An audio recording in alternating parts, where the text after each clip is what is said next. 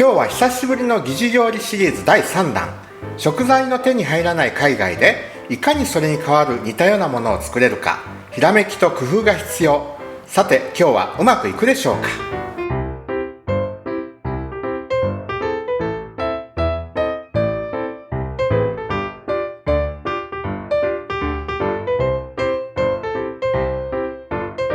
はい、今日は桜でんぶを作っていきたいと思います。普通はタラで作るんですが、テラピアで作ってみたいと思います。テラピアのさばき方については動画がありますので、そちらの方をご覧ください。皮も後で身ほぐすので皮ごと10分ほど煮込みましょう。お湯が沸いてきたところに魚入れます。塩1つまみ入れます。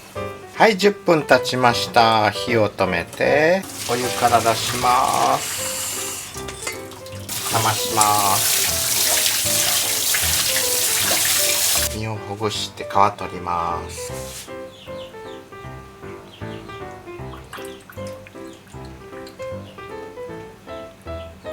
これを水の中で油を抜くとあります。テラピアがどれぐらいタラと比べて油があるかわかんないですが、もみほぐしたいと思います。そして食紅がないのでレモラッチャが使えるんじゃないかなと思ったんですが、すります。汁を絞ってみたいと思います。フライパン、油を引かないでいいですね。茹でたテラピアを入れます。で、砂糖、酒、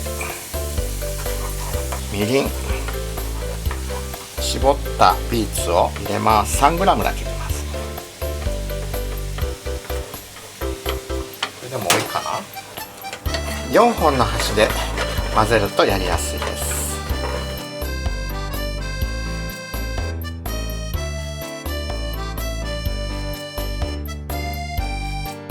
あんまりやると硬くなりすぎるので、だいたいこの辺で火を止めましょう。あとは余熱でいきます。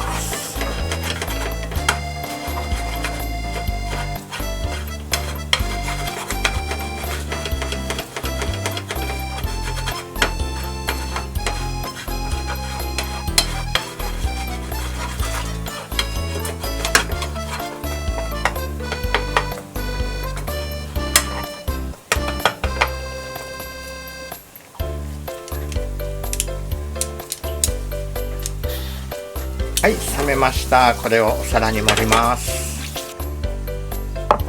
はい、桜でんぶの完成です。